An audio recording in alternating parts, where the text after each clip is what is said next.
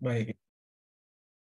Baik, selamat siang Pak Teza juga teman-teman mahasiswa ya yang bergabung untuk kuliah analisis wacana kritis. Kita akan meneruskan materi kita kali ini ya tentang metode analisis wacana atau analisis diskursus dengan menggunakan pendekatan yang dikembangkan oleh Michel Foucault. Dalam 2 pertemuan sebelumnya, ini kalau boleh saya merefresh kembali ya, kita sudah belajar tentang konsep kekuasaan versi Foucault, begitu bahwa kekuasaan itu merupakan sebuah praktek yang terjadi di mana saja, dan juga kita bisa melihat praktek kekuasaan itu tidak hanya dari sisi dominasi, tetapi juga dalam bentuknya yang lebih bisa dikatakan lebih halus begitu ya. Dan kemudian dalam pertemuan kedua juga kita sudah mendalami lebih jauh lagi tentang diskursus yang dimaksud oleh Foucault. Nah, dalam pertemuan kita kali ini kita akan mempelajari sebenarnya seperti apa metode analisis diskursus yang bisa dipakai dengan menggunakan kerangka konseptual dari Foucault tersebut.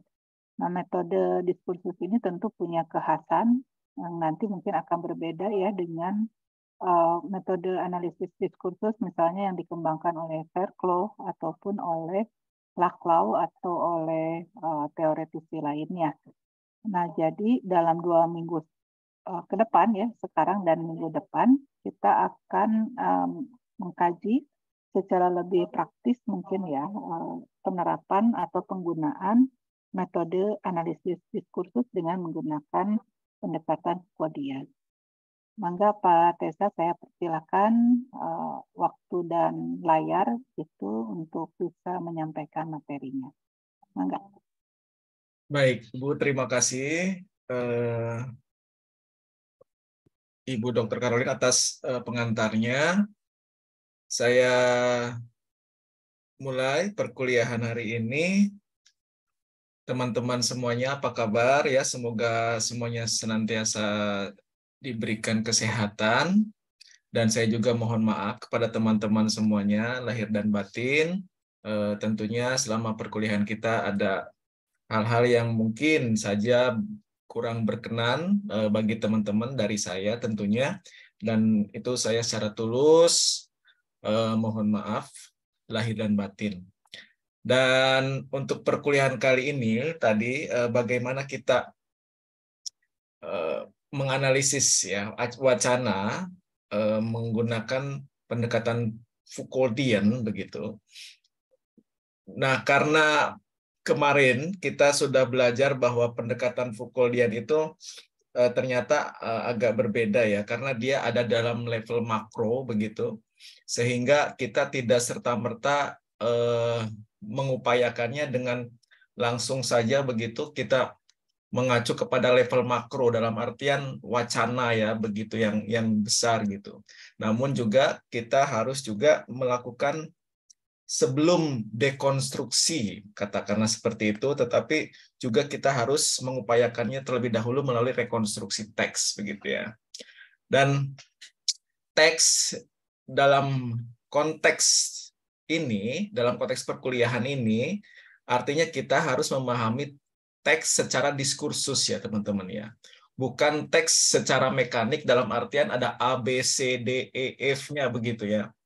Nah, jadi kita setelah perkuliahan ini, pertama kita harus memahami dulu teks secara diskursus. Artinya teks itu luas, tidak hanya mekanik, tidak hanya sintaktis seperti itu, A, B, C, D, ada kata-katanya seperti itu, tetapi juga kita pahami. Secara visual itu teks, verbal saya mengatakan ini teks. Saya pun di sini dalam artian suaranya, visualnya itu teks begitu ya. Dan perkuliahan kita ini juga teks. Artinya kalau Gadamer mengatakan bahwa pengetahuan itu bersifat kebahasaan. Tidak mungkin terjadi pemahaman tanpa terumuskan di dalam bahasa. Tidak ada rasio tanpa bahasa dan tidak ada bahasa yang tidak rasional. Dalam artian ketika kita membentuk ya atau dibentuk, pemahaman kita dibentuk maupun terbentuk ya secara konstan, baik itu melalui pengalaman dan yang lain-lain, berbagai input yang memang kita alami, itu tentunya tidak terlepas dari bahasanya begitu ya. Ada bahasanya. Jadi pengetahuan bersifat kebahasaan artinya kalau misalnya kita cerna lebih jauh ya kan hal ini, tinggal dibalik pernyataan tadi dengan pertanyaan teman-teman. Mana misalnya atau pengetahuan apa sih yang Anda punya tetapi tidak ada bahasanya begitu ya. Nah, tinggal dibalik seperti itu saja misalnya. Pengetahuan apa yang Anda ketahui, yang Anda miliki tetapi tidak ada bahasanya misalnya.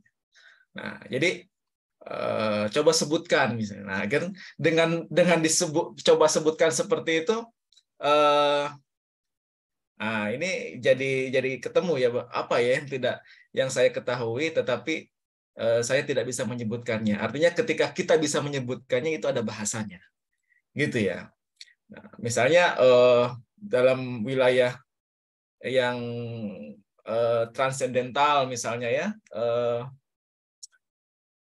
bahkan wilayah yang lebih yang katakanlah ilahiyah begitu ya, itu ketuhanan pun ya ada bahasanya, meskipun kita dalam konteks tertentu ya memahami bahwa itu tidak dapat dijangkau secara misalnya kadang rasio gitu ya. Kalau Immanuel Kant itu mengatakan ya kita tidak bisa menjangkaunya, ada beberapa bagian dalam wilayah seperti itu yang kita hanya bisa mengimani misalnya gitu ya.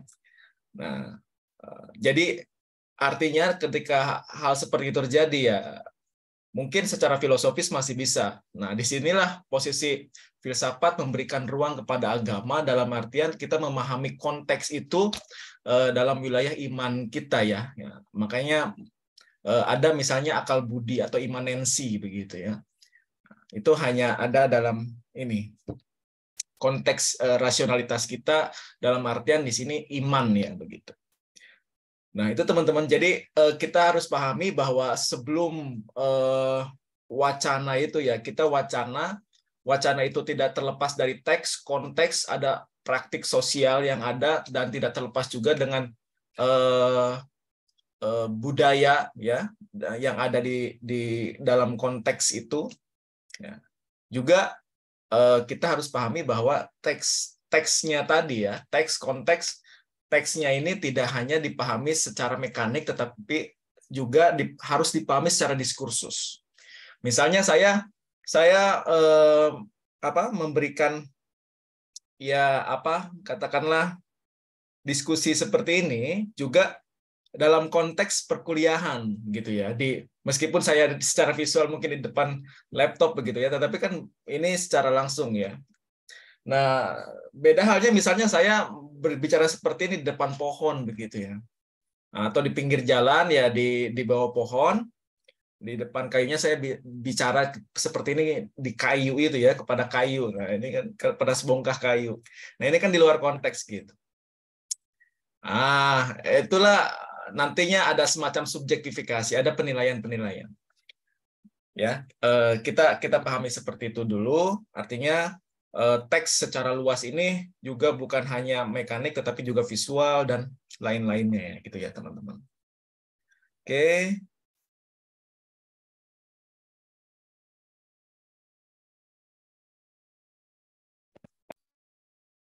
Sebentar.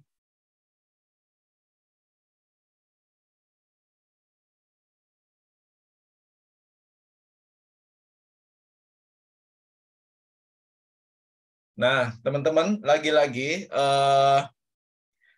dalam empat pertemuan yang 2 kali lagi ya, hari ini dengan minggu depan, barangkali mudah-mudahan kita masih bisa bertemu gitu ya. Saya sebetulnya juga merancang bagaimana agar 4 pertemuan ini sebagaimana instruksi dari Ibu Dr. Caroline bahwa ya kita harus sampai kepada mikro dan makro itu ya, mikro dan makro. Jadi analisis mikro dan makro. Nah, ini saya antarkan dulu, kemarin kita bahas CDA begitu ya, dengan SFL-nya begitu, dengan bagaimana CDA ini dikombinasikan dengan systemic functional linguistic begitu ya. Bagaimana bahasa itu juga digunakan dan melalui tradisi analisis wacana kritis begitu ya. Nah, ini juga ada satu lagi teman-teman. Jadi multimodal critical discourse analysis gitu ya. Nah, ini untuk memahami bahwa bahasa tidak hanya bersifat struktural dalam artian makna misalnya dari Barthes itu ya, ada penanda, petanda, dan ada tandanya ya. Ada penanda, tanda, dan petanda misalnya. Di situ ada satu bingkai foto. Foto tersebut yang memvisualisasikan ada dua orang yang menggunakan, satu perempuan laki-laki gaun putih dan laki-laki yang menggunakan jas gitu ya, tandanya seperti itu. Mungkin saja maknanya adalah katakanlah misalkan priwed atau foto pernikahan dan sebagainya begitu. Nah, itu petandanya. Nah, tetapi secara diskursus, apalagi dengan menggunakan perspektif poststrukturalis misalnya, bahwa kita ketahui makna itu tidak stabil begitu ya. Makna itu tidak stabil gitu. Jadi misalnya secara sederhana ya, meskipun ini tidak terlalu terkorelasi, tetapi ketidakstabilan makna kita bisa jumpai dalam apa ya itu candaan atau jok-jok dari misalnya Cak Lontong begitu ya. Jangan menimba ilmu karena ilmu bukan berada di sumur misalnya gitu ya. Nah, itu kan artinya menimba. Kata menimba itu juga banyak maknanya. Ini ketika ada problem makna seperti itu, ini menjadi persoalan bahwa memang terbukti bahwa makna itu tidak stabil. Nah, itu tidak terlepas dari konteks gitu ya. Teksnya sama tetapi konteksnya berbeda. Sebagaimana misalkan perkuliahan kemarin, kalau teman-teman masih ingat bahwa juga dalam pantai gitu ya, di pantai ada suatu papan himbauan bahwa mungkin saja ketika Anda melewati batas ini, Anda akan menemui orang-orang yang dalam tanda kutip ya, mohon maaf, telanjang misalnya. Nah, apakah papan himbauan seperti itu bisa ada di suatu pantai di Indonesia gitu ya? Nah, mungkin saja teman-teman nggak menjawab, mungkin tidak ada, atau karena memang itu tidak sesuai dengan budayanya begitu. Atau teman-teman menjawab itu bisa saja ada di Bali gitu, misalnya, katakanlah seperti itu. Nah, jawaban-jawaban teman itu bicara tentang konteks, itu namanya konteks. Nah, Bali misalnya ya, itu bukan berarti telanjang gitu misalnya ya, karena dalam konteks budaya mereka di kolam renang ataupun di pantai itu memang registernya menggunakan itu ya, menggunakan bikini, dan bikini itu bukan sesuatu yang telanjang. Nah, itu konteks budaya. Nah, itu tidak terlepas dari itu. Jadi yang dimaksud dengan papan himbauan ini adalah telanjang, betul-betul telanjang bulat gitu ya. Nah,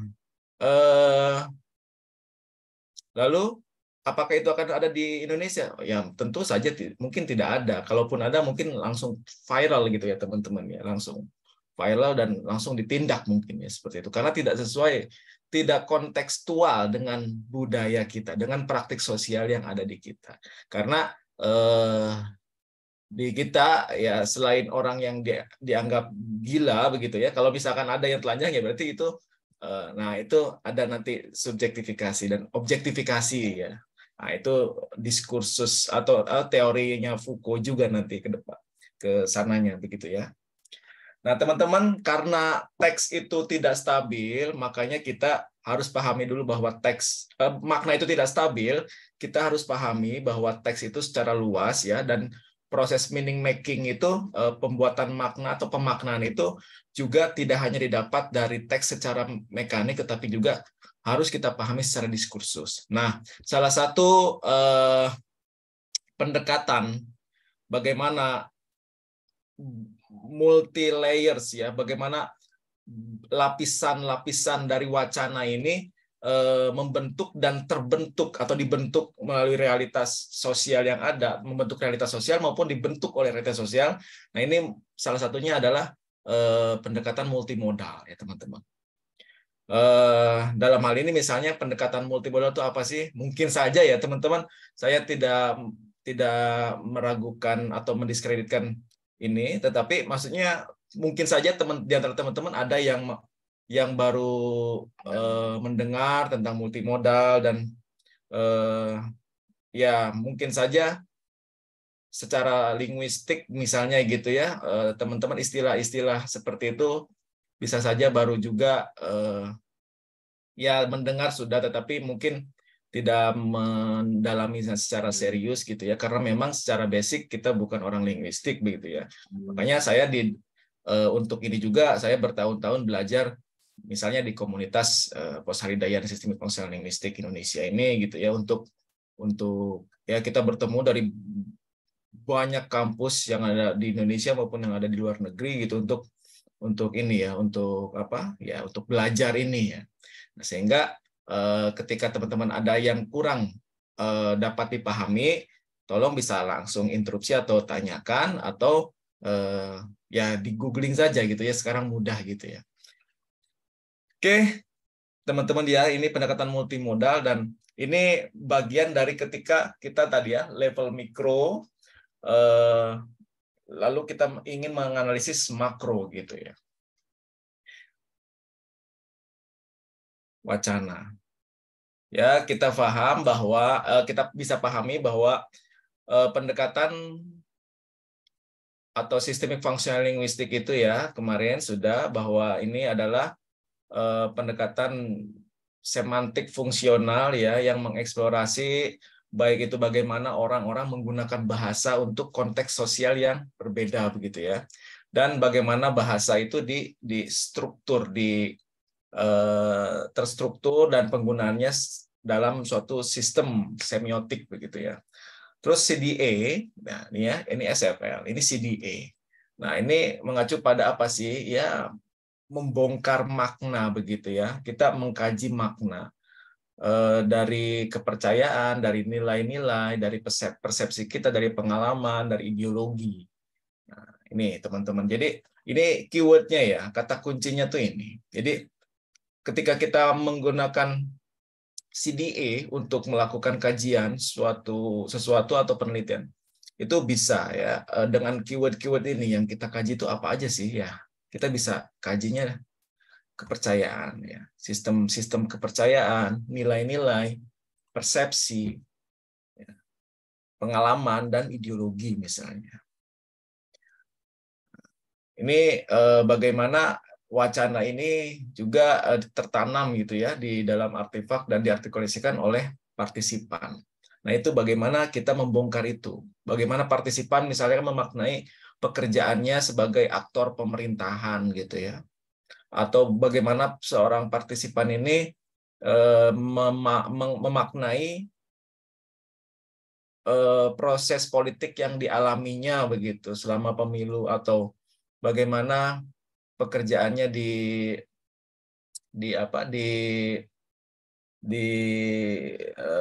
DPR misalnya begitu ya. Bagaimana mereka memaknai proses politik yang ada gitu ya. Kalau misalnya teman-teman juga mengikuti kajian-kajian poststrukturalis misalnya, ya bagaimana itu bisa apa ya, secara misalnya latar belakang kita sebagai seorang politik misalnya, bahwa memaknai kebijakan itu sebagai proses politik misalnya ya. Nah, kalau misalkan kita sebagai orang dari latar belakang administrasi publik, ya memang yang melatar belakangi suatu kebijakan ya mungkin harus diformulasikan yang menuntut tentang kompetensi tertentu misalnya gitu ya. Jadi bagi orang politik ya kebijakan adalah proses politik misalnya gitu ya. Nah itu bagaimana seorang partisipan memaknai begitu berdasarkan identitasnya gitu ya, latar belakangnya dan bagaimana itu terkombinasi dan menciptakan suatu artikulasi dan pemaknaan yang berbeda dalam beberapa konteks tertentu begitu ya. Terus ya Egin berpendapat bahwa produk otentik dari apa ya interaksi sosial itu tidak pernah bebas ideologi begitu ya, terbebas dari ideologi tertentu. Bahwa suatu produk gitu ya dari praktik wacana itu atau praktik diskursif tertentu yang kita lakukan ataupun yang kita lihat gitu ya, entah itu produk dari produk dari supermarket dan yang lain-lain gitu ya, televisi, tayangan di berbagai media dan sebagainya, itu tidak terlepas dari ideologi tertentu karena penggunaan bahasa gitu ya. Itu keseluruhannya juga memang apa ya, memiliki atau di balik itu ada suatu posisi dan nilai ya, nilai-nilai dan posisi tertentu gitu. Nah, semiotika sosial adalah teori sosial mengenai makna dan pembuatan makna yang disituasikan oleh konteks sosial. Ya, jadi penelitian menggunakan CDA ini berfokus pada studi mengenai teks dan ya mungkin saja ini ya, verbal ya, talk ya, social semiotician atau yang mengkaji tentang apa, membongkar bagaimana ideologi bekerja dan sebagainya, linguistik dan non linguistik ya. Oke, nah ini bagaimana pengumpulannya dokumen dan secara sistematik itu ada semacam apa ya, sumber daya semiotik gitu ya. Jadi bahwa yang namanya data itu kita pahami sebagai sumber daya semiotik gitu ya.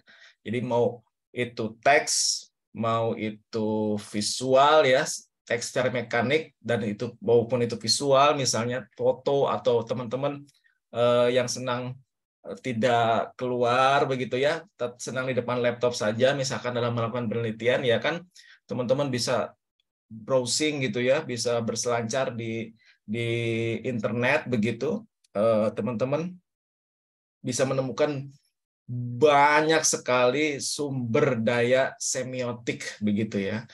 Nah, contohnya kan kemarin sudah juga saya spill ya, bagaimana misalnya dari Twitter atau dari Instagram, dari media sosial para pemimpin politik misalnya ya, ketika dia mengartikulasikan ideologinya misalnya dengan apa ya, dengan interaksi sosial ya, seperti wakil presiden di suatu negara di Afrika sana, Ghana ya, dia diteliti oleh akademisi dari Twitternya dia gitu, bagaimana ideologi apa sih yang ada di balik postingan gitu ya, Twitternya dia misalnya secara visual merepresentasikan apa, secara captionnya begitu merepresentasikan apa, apakah dia ini membangun citra diri sebagai seorang yang populer, yang populis gitu ya maksudnya, yang juga dekat dengan rakyat, yang bagaimana misalnya gitu ya. Kita pahami juga tentang misalnya fenomena belusukan gitu ya, yang muncul gitu ya, melekat misalnya pada salah satu pemimpin politik ya di kita misalnya di Indonesia ini, Pak Jokowi misalnya ya, sehingga itu terkonstruksi dari waktu ke waktu, dan meskipun dia sudah mau lengser, mau ya tahun depan sudah habis pemerintahannya, tetapi membentuk dirinya sebagai kingmaker begitu ya. Nah, itu kan proses-proses politik yang tidak terjadi dalam satu malam gitu ya teman-teman ya. Nah ini bagaimana sumber daya semiotik itu bisa kita gali ya secara periodik misalnya dari ketika dia waktu masih menjadi wali kota di Solo, gubernur Jakarta, hingga 2 periode menjadi presiden. Nah, itu kan terdokumentasikan tuh banyak gitu ya sumber daya semiotik ini. Nah, itu teman-teman ya. Jadi semiotika itu kan makna begitu ya. Nah, jadi kita membongkar makna. Lalu mengkaji juga atau menyelidiki bagaimana sumber daya ini ya digunakan di dalam konteks institusional atau kultural ya, atau secara spesifik dalam suatu peristiwa sejarah tertentu begitu. Dan bagaimana orang-orang ini ya berbicara tentang dirinya gitu ya di dalam konteks tersebut. Bagaimana ini mereka mengajarkan, menjustify, mengkritik dan sebagainya. Lalu berkontribusi juga untuk apa ini discovery ya dan pengembangan dari semiotika sosial dan penggunaan dari sumber daya semiotika yang memang sudah eksis maupun yang baru gitu teman-teman ya. Itu kan banyak yang dulunya kita berdoa itu ya tidak terlepas mungkin konteksnya. Kalau teman-teman mungkin nggak mengalami ya. Kalau saya misalkan anak-anak di tahun 90-an sampai 2000 sampai 96 97 itu betul-betul ada dalam masa transisi ya. Jadi kita ini bisa dengan bangga bahwa kita ini mengalami zaman yang lengkap begitu ya. Ketika belum ada gadget sampai kita sendiri pegang gadget sekarang ini dengan berbagai kecanggihannya, itu kita masih alami gitu teman-teman. Jadi zaman kita ini anak 90-an ya, 90-an, 91, 92, 93 gitu ya masih mengalami itu ya, tidak adanya gadget sama sekali sampai ya dalam konteks sekarang ini kita bisa lihat begitu ya bagaimana perkembangan teknologi seperti itu. Termasuk kita perkuliahan bisa jarak jauh seperti ini. Dulu kita tidak membayangkan bisa seperti ini gitu ya. Nah, jadi anak-anak 90 ini bagaimana sumber semiotikanya tuh tentunya akan berbeda gitu ya teman-teman ya. Oke, itu. Lalu ini ya sosial semiotika ya, sosial semiotik.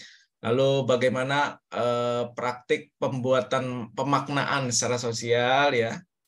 Lalu bahasa sebagai semiotika sosial. Artinya bahasa itu kan mengandung makna. Gitu ya. Ini SFL, CDA begitu ya. Critical Dispersal dan ini Systemic Functional Linguistic. Bahasa sehingga bahasa itu dipahami sebagai teks gitu ya, teman-teman ya. Tadi bahasa bersifat kepengetahuan bersifat kebahasaan. Tidak mungkin terjadi pemahaman tanpa terumuskan di dalam bahasa. Jadi sebelum kita makna ya oke, bahasanya dia menggunakan bahasa apa. Contohnya teman-teman kalau misalnya ya bahasanya itu sendiri bahasa yang kita tidak mengerti begitu, tetap tentunya ada maknanya sebetulnya gitu ya, karena tadi kata Gadamer juga tidak ada rasio tanpa bahasa dan tidak ada bahasa yang tidak rasional. Ya sebetulnya ketika saya menggumamkan sesuatu yang teman-teman tidak mengerti dan saya juga bukan menggunakan bahasa tertentu, ya tetap itu ada maknanya. Misalnya dalam konteks canda, tawa, ya canda begitu ya, atau joke-joke tertentu ya. Atau misalnya saya meniru bahasa yang sebetulnya mungkin saja salah, kayak meniru bahasa orang Thailand misalkan ya. Ya saya juga tidak mengerti misalnya bahasanya Kopun Kap kayak gitu-gitu ya, seperti itu. Ya mungkin saja ininya spellingnya atau pronunciation-nya itu salah gitu ya, tetapi dalam konteks ini ya mungkin ada makna gitu ya. Maknanya bukan berarti saya menyapa teman-teman dengan dengan bahasa tersebut, tetapi maknanya adalah bercanda begitu. Seperti itu ya teman-teman. Jadi bahasa itu sebagai teks sehingga kita bisa bongkar. Nah, poststrukturalis dan salah satunya Michel Foucault itu mengacu pada bahasa dalam artian wacana itu tidak harus selalu berdasarkan konteks. Nah, karena teks itu bagi poststrukturalis itu ya terus berkembang dan ada dalam lokalitas gitu, dalam artian dalam lokalitasnya, sehingga tidak tidak tidak secara universal harus makna itu sama begitu ya, dipahami oleh setiap di setiap unit atau lingua franca yang ada begitu. Tetapi memang bahasa itu ya lokalitas gitu ya. Dan makna pun begitu gitu. Oke, verbal text ya, ini lisan tertulis gitu ya, terus visual, gestur dan musik juga ya. Ya, lalu bahasa sebagai teks dan teks sebagai praktik sosial. Nah, di sini juga ada dorongan kepentingan sosial, terus hal yang memang menarik gitu ya, menjadi praktik sosial tertentu karena memang yaitu dibutuhkan, itu digandrungi, gitu, disenangi dan sebagainya. Lalu ada ideologi begitu ya. Nah, jadi kalau Foucault di Knowledge is Power begitu, dalam suatu wawancaranya dia mengatakan bahwa ya bagaimana mungkin kita mengatur orang-orang ini tanpa adanya ketertarikan mereka gitu terhadap aturan tersebut gitu, sehingga kita dalam pertemuan ke-6 ya, pertama saya itu masuk di situ ada konsep governmentality gitu ya. Jadi ada kerelaan orang-orang untuk diatur, bahkan pengaturan itu bukan ada di luar dirinya, tetapi ada dalam dirinya sendiri begitu ya. Yang namanya konstitusi diri kalau Foucault menyebutnya seperti itu. Jadi teman-teman dalam yang konteks yang sangat sederhana misalnya ya, bahwa kita pahami tentang konsep otoritas misalnya ya. Otoritas itu kan sesuatu yang sebetulnya kan diberikan, bukan sesuatu yang dimiliki gitu. Contohnya ya mengacu kepada teori relasi kuasanya Michel Foucault misalnya, hubungan kekuasaan, bahwa ya kita tidak mungkin misalnya bisa menemui Ibu Dr. Caroline misalnya, ketika Ibu Dr. Caroline tidak memberikan otoritas gitu ya terhadap kita untuk menemui beliau begitu ya. Nah, sehingga sebetulnya tadi tersebar ya, kekuasaan itu tersebar, bukan dimiliki oleh satu unit atau satu orang tertentu begitu ya.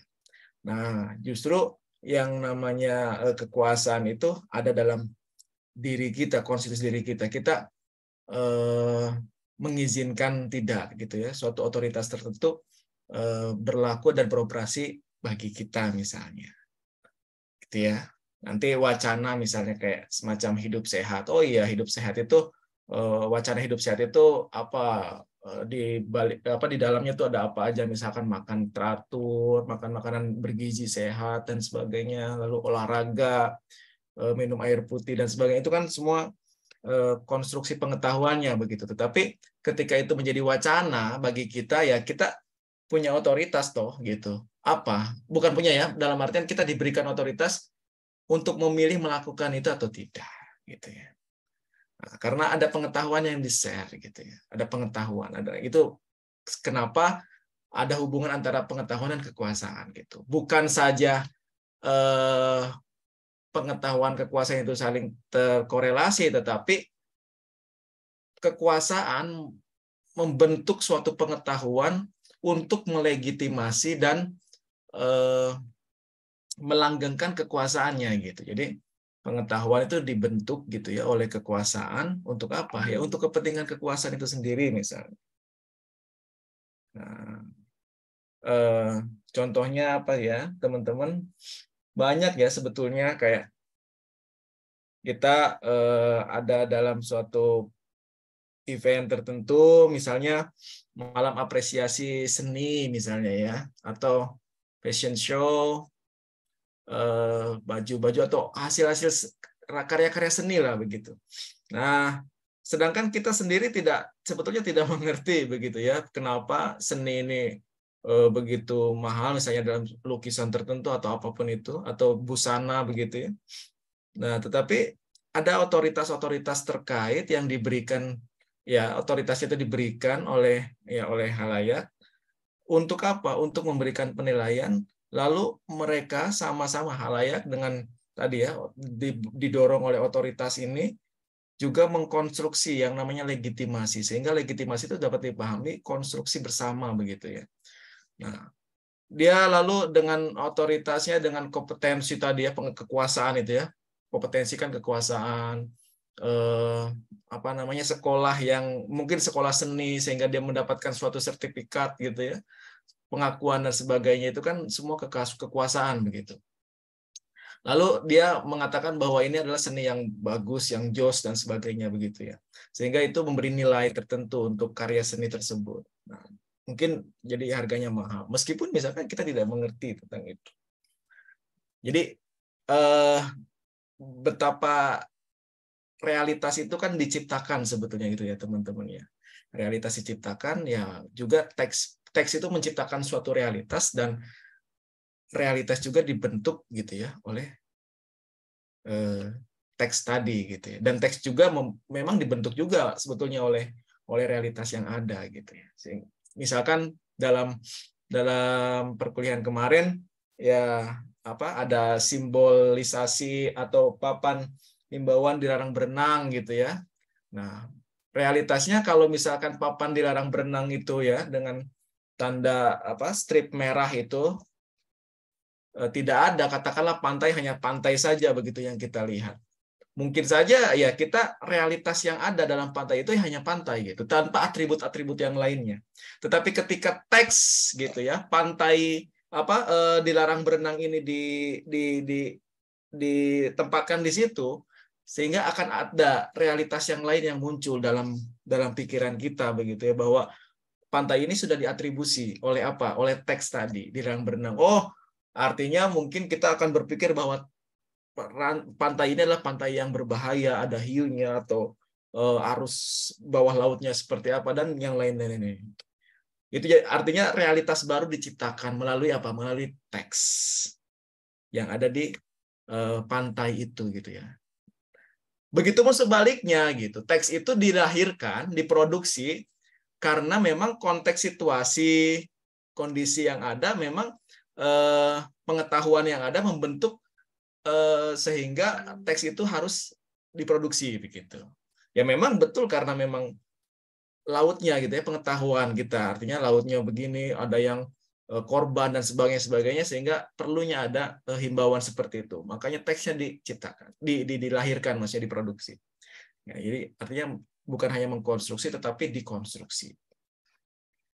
Oke, itu ya contoh-contoh sederhana yang mungkin bisa membantu kita semua untuk memahami bagaimana knowledge is power ini ya bekerja begitu ya, bagaimana relasi antara pengetahuan dan kekuasaan dalam perspektifnya Michel Foucault misalnya. Ini tentunya ya CDA ya teman-teman ya, ada dua tokoh besar yang memang sangat berpengaruh ya dalam kajian analisis wacana ini gitu ya. Analisis wacana sebetulnya studi wacana gitu, studi teks ya, analisis teks gitu ya, kajian teks. Nah kritis ini memang ya hanya karena ada muatan teori kritisnya begitu ya, sehingga namanya ada critical, ada analisisnya gitu. Kalau dalam bahasa Indonesianya mungkin lebih dikenal AWK ya, analisis wacana kritis gitu. Ada dua tokoh besar tadi ya, Foucault salah satunya, dan juga Pierre Bourdieu ya. Pierre Bourdieu ya juga dan yang lain-lain gitu ya. Tapi kebetulan saya memang senang gitu ya, poststrukturalis, Dan dua itu saya ini juga gitu, saya dalami, saya pelajari. Oke. Nanti mungkin saya bisa kirimkan melalui ke Bu Kero, ada film menarik ya tentang postmodernitas, tentang poststruktural, bagaimana makna dibentuk. Ada film ya, semacam film dokumenter, tapi bagus gitu dalam penyampaiannya. Cuman linknya ini saya belum saya ini lagi. Saya nonton itu udah bertahun-tahun yang lalu. Mudah-mudahan filmnya masih bisa untuk diakses ya di internet begitu. Oke, ya wacana adalah apa?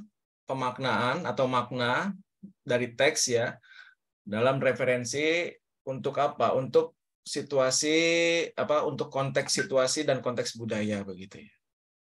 Dan budaya berarti knowledge gitu ya, pengetahuan, nilai, percayaan, perspektif dan praktik sosial, perilaku serta artefak budaya gitu ya.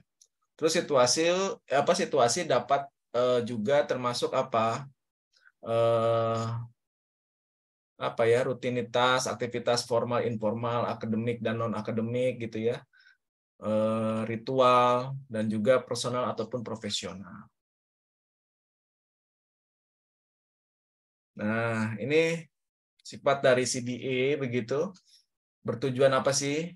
Ya, untuk mengkaji, untuk menyelidiki isu-isu sosial ya yang termanifestasikan melalui teks gitu ya.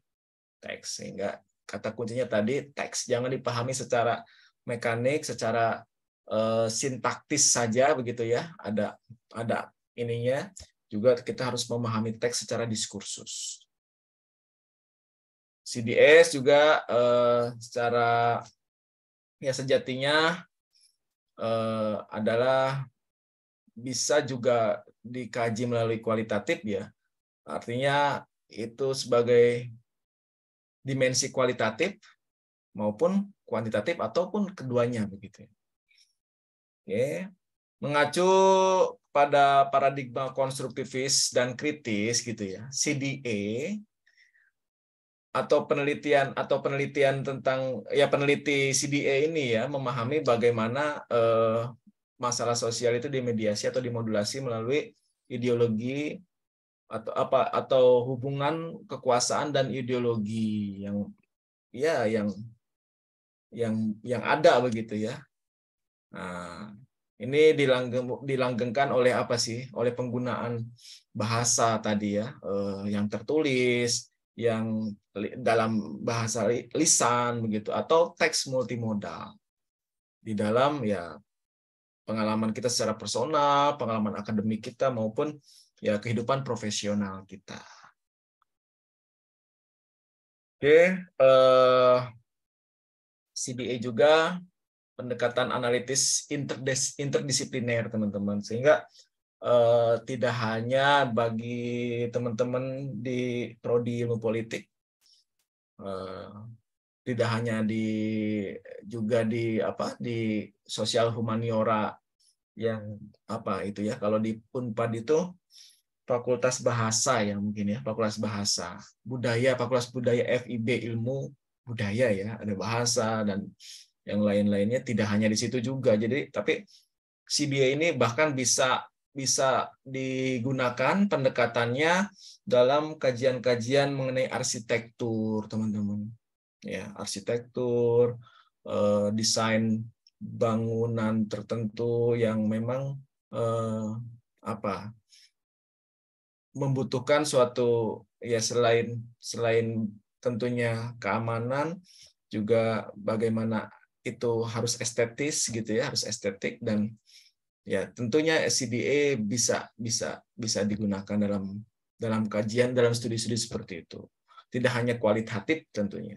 Sebetulnya ya, kuantitatif juga bisa dikombinasikan dengan CDA. Bagaimana angka-angka misalnya itu suaranya itu bisa lebih kencang begitu ya ketika analisisnya menggunakan CDA.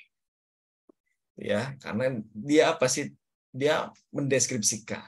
describe ya, menginterpretasikan juga menjelaskan ya bagaimana konstruksi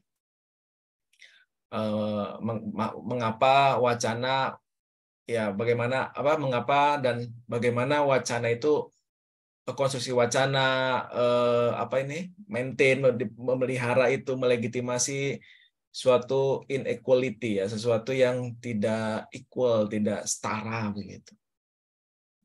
Jadi bagaimana wacana itu mengkonstruk, memelihara dan melegitimasi ketidaksetaraan sosial misalnya.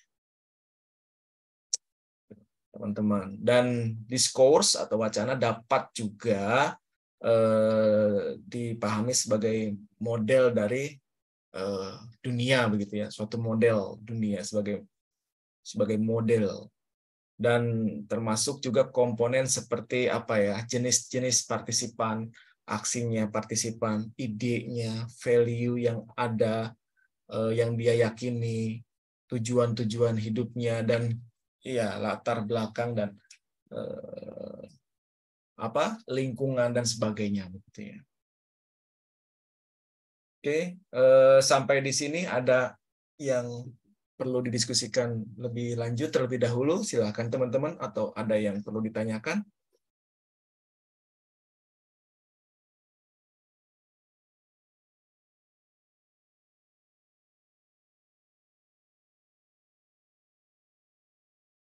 Dari saya masih bisa mengikuti, Pak. Ya, silakan. Halo. Enggak, maksudnya dari saya masih bisa mengikuti, Pak. Aman. Oke, ya, Mas Aron, terima kasih ya. Yang lainnya? Dari saya juga masih aman. Aman ya, baik.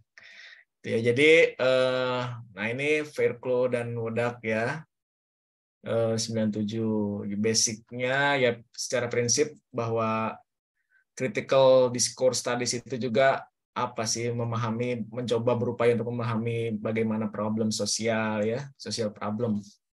Terus mempertimbangkan power relation ya, ini sehingga kan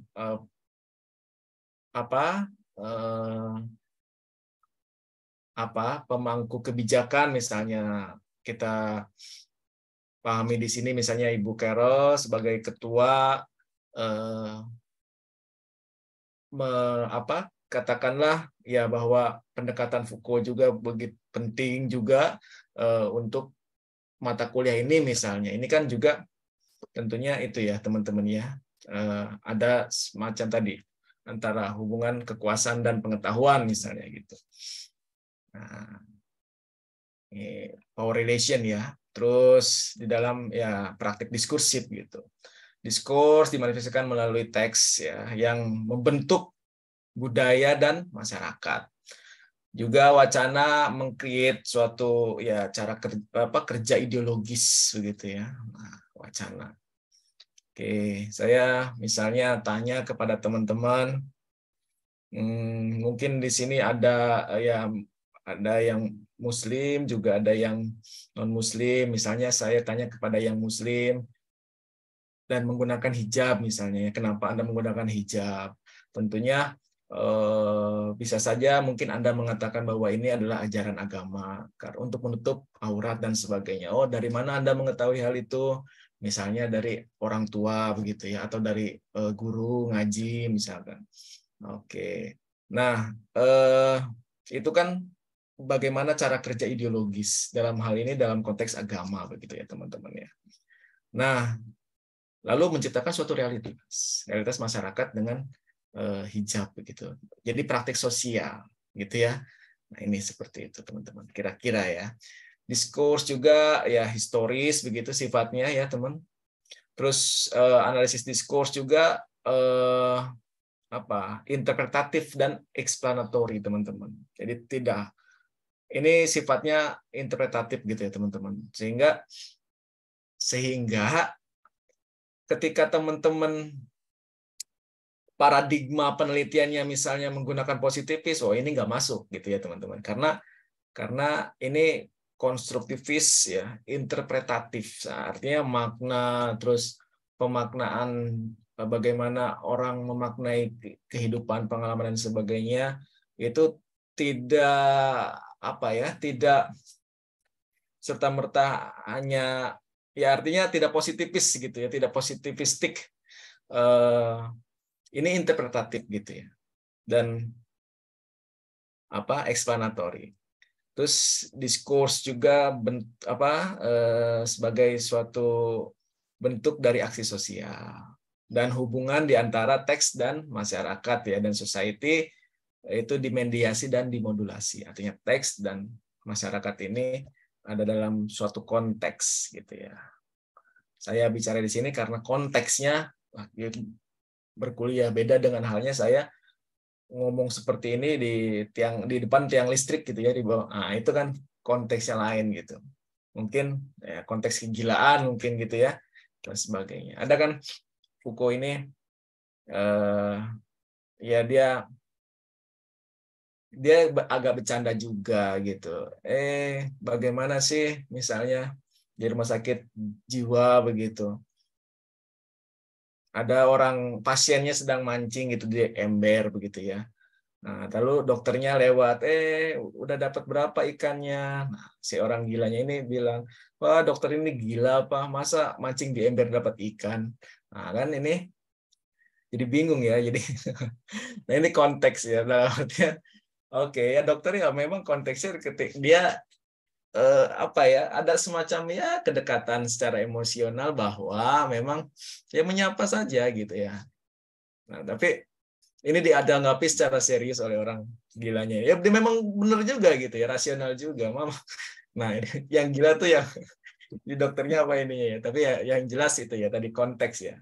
Nah, ketika konteks ini tidak terpenuhi, nah, tadi bahasanya tidak terpenuhi, kita tidak mengerti. Meskipun ada maknanya tapi kita tidak mengerti.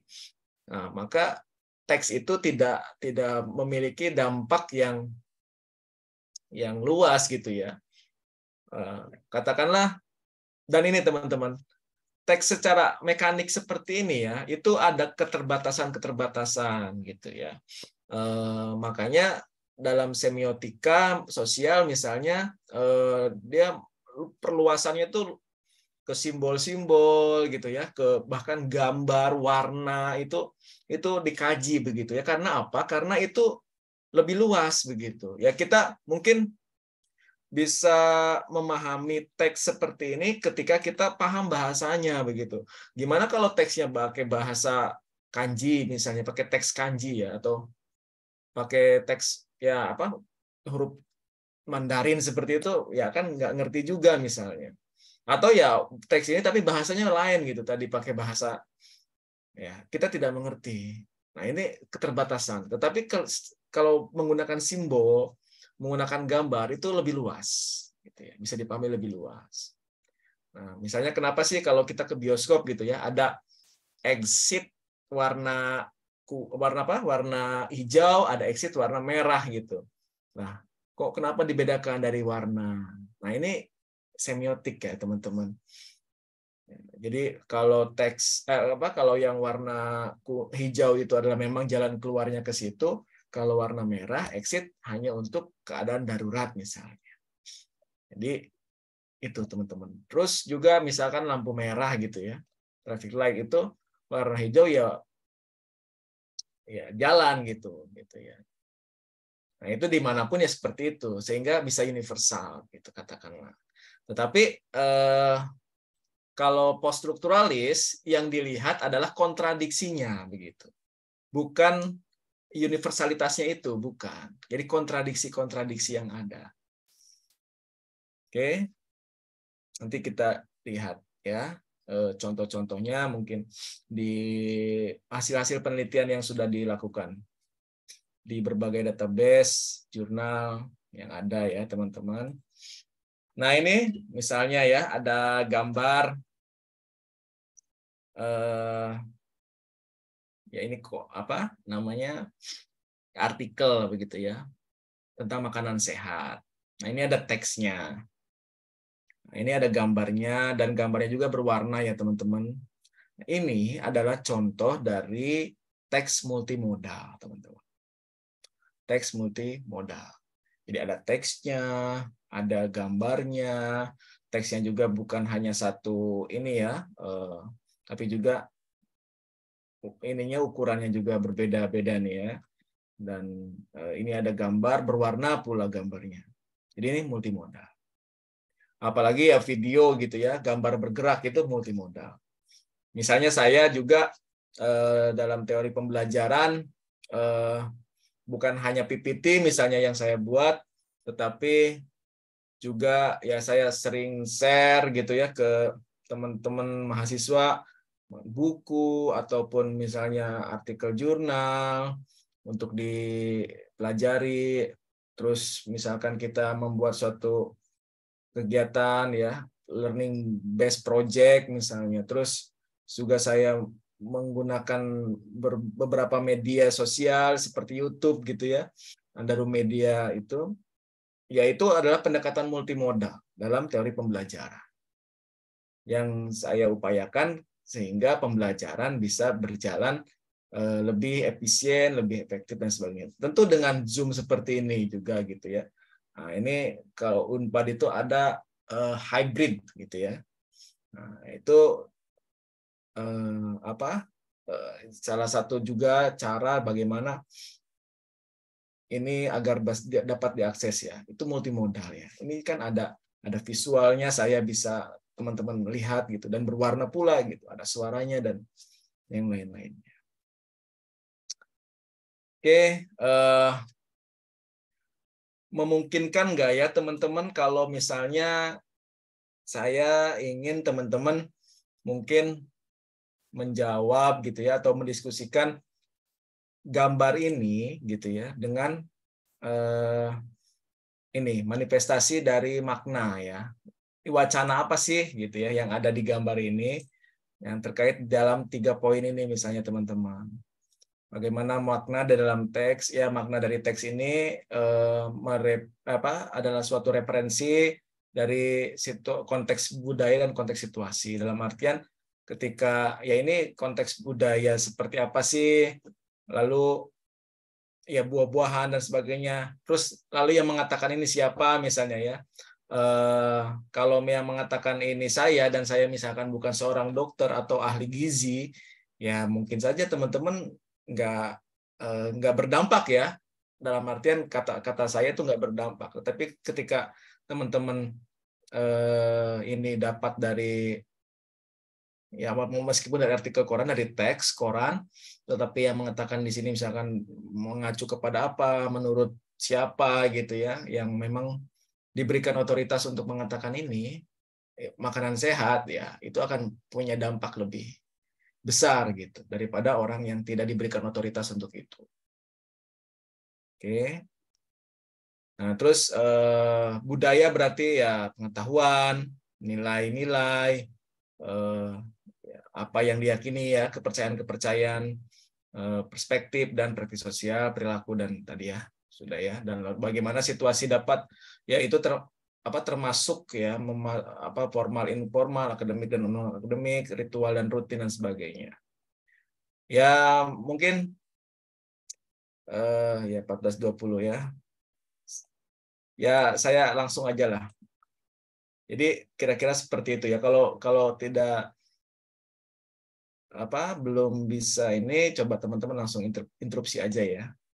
Nah ini teman-teman sama dengan halnya misalnya ya Ajinomoto Indonesia, untuk menciptakan bumbu yang enak dan terjangkau ya, dan mengubah makanan sederhana dan bergizi menjadi makanan lezat. Oke, jadi dia coba lihat ya. Jadi bagaimana penggunaan bahasa ya. Kemarin ya pertemuan kemarin bagaimana penggunaan bahasa itu dapat menciptakan proses meaning making ya, pembuatan makna atau pemaknaan yang berbeda gitu. Misalnya Ajinomoto ini atau apa ya kemarin itu? Oh di Lampung ya, Lampung nih Bima misalnya ya, influencer misalnya, dia mengatakan mengkritik Lampung, pejabat daerah Lampung. Nah, wah viral tuh. Ya terangkat tuh namanya Bima dan sebagainya. Terus ini penggunaan bahasa ya. Meskipun dia menggunakan kata-kata seperti misalnya apa dajjal atau apa itu di apa ya? Itu disingkirkan dulu ya, di dikepinggirkan dulu karena ada makna yang lebih luas dari itu. Apa? Ya ini untuk perbaikan infrastruktur di daerahnya, katakanlah seperti itu. Dan itu menjadi interest gitu ya, menjadi orang itu ya tertarik juga karena memang itu kepentingan masyarakat di sana. Tetapi ketika itu sudah direspon dan lalu entah mengapa dan dia juga masih itu ya, masih menggunakan penggunaan bahasanya ini nggak tepat misalnya gitu ya, kayak seperti mengungkapkan ke apa founding father kita misalnya Pak Soekarno itu dengan apa istilah mampus dan sebagainya gitu ya. Nah, itu mulai itu kan ya, mulai ada judgement ya. Kata-kata yang memang sifatnya judgmental gitu ya. Untuk Bima ini gitu ya.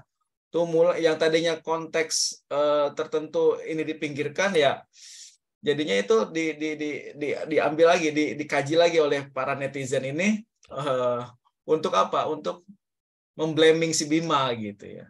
Wah, ini kirain kritis atau apa. Wah, terus sampai gesturnya Bima ini juga di apa ya? Dilihat gitu ya, diperhatikan begitu.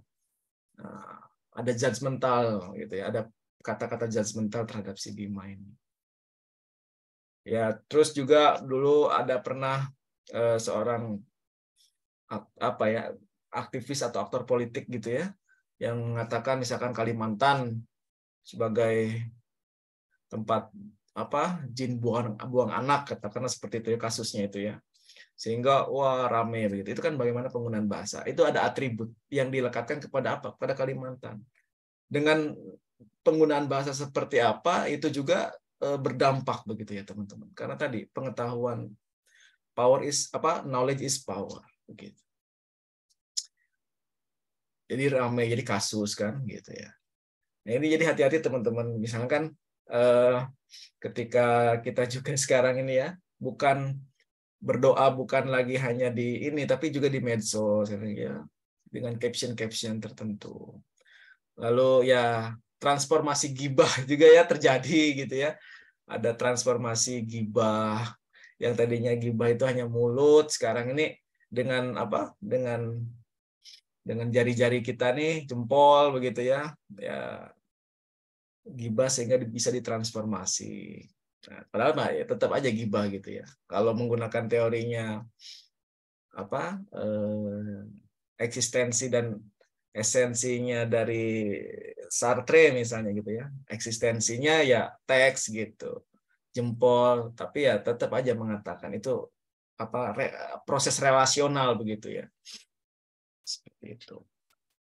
ini makanan sehat teman-teman mengubah makanan sederhana dan bergizi menjadi makanan lezat nah jadi Ajinomoto ini juga misalnya ya tidak langsung dia bahwa dengan Ajinomoto ini makanan itu tetap sehat atau bergizi gitu karena ya tentu dengan tadi balik lagi ke pengetahuan dan konstruksi kekuasaan yang melegitimasi komposisi yang ada di Ajinomoto ini gitu kan yang mecin dan sebagainya bahkan itu menjadi semacam stigma gitu ya generasi mecin dan sebagainya itu kan ada ya ungkapan seperti itu.